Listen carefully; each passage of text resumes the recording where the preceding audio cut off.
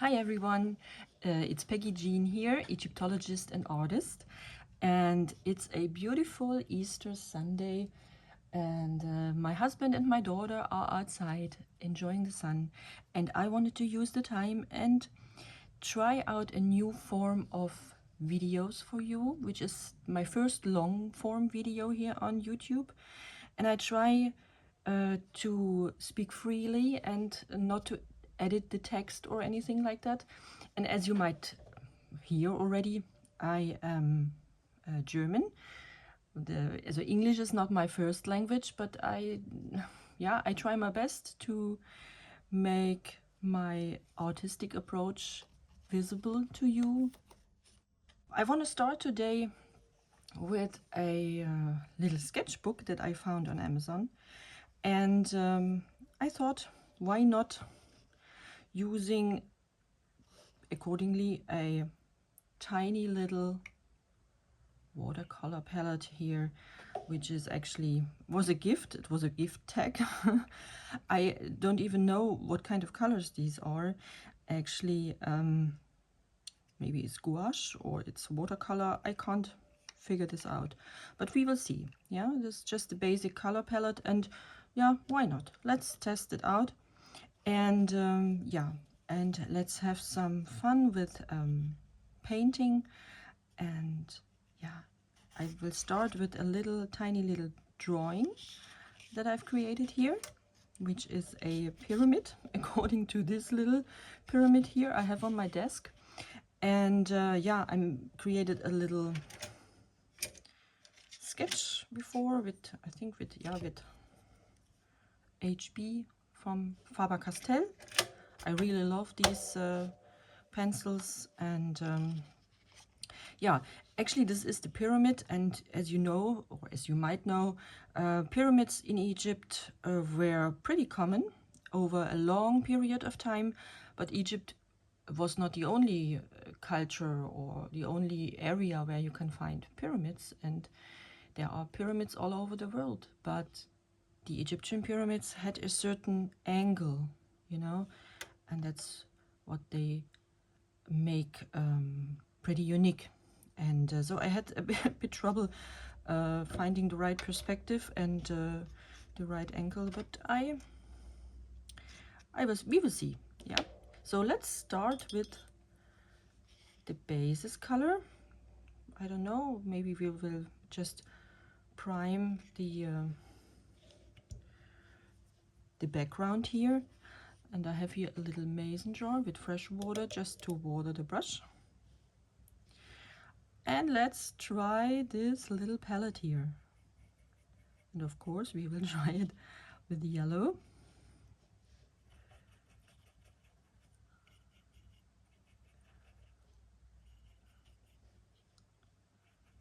And mix a little basis.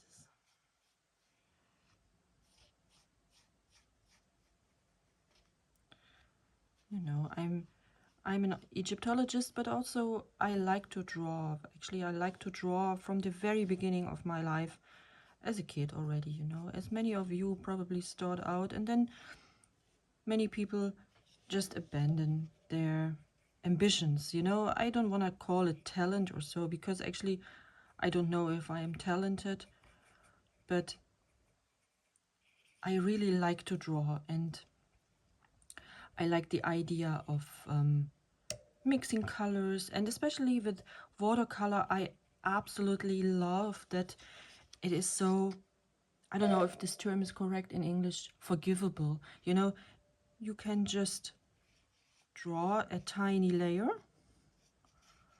It dries pretty quickly, depending on the amount of water you use. And then you can just open this color layer, and or you can put many layers over each other, and you can change the color, you can change the perspective, sometimes even the shadows and so on. And yeah,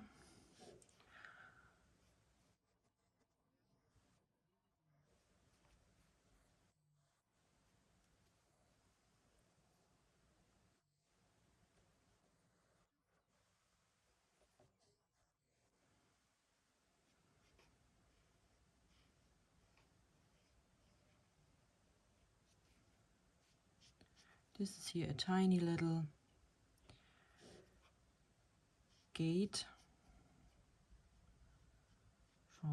made maybe from limestone or from mud, maybe mud bricks, not, but limestone. Most of the time these buildings in ancient Egypt that we find, where we still find remains, are made from limestone, and so that's why they got preserved over time. And the conditions in Egypt are still so that they are allowing things to remain intact even over a long period of time. The dry weather, not many rainfalls, and so on.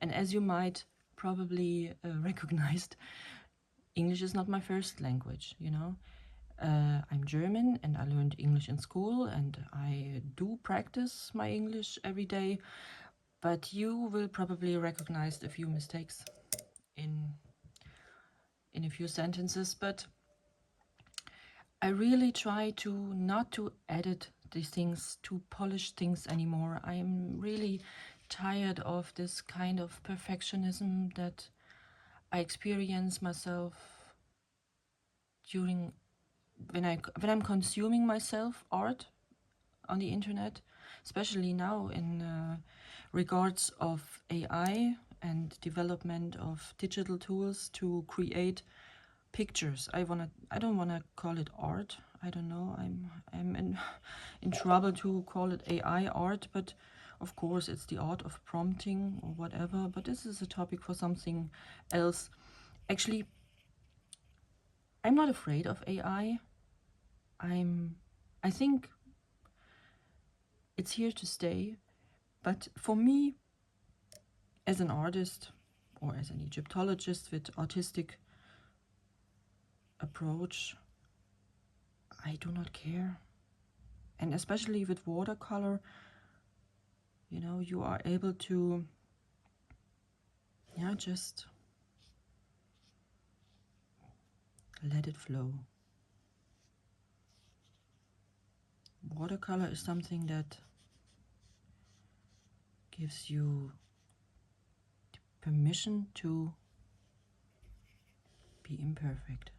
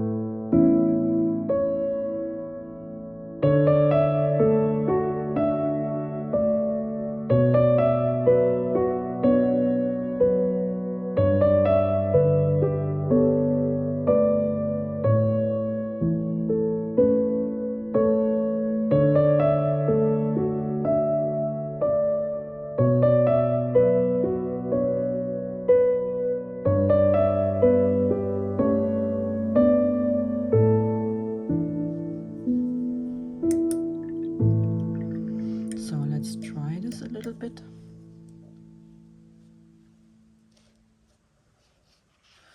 And of course this is just the basis. And let me have a look. I have also watercolor pencils somewhere.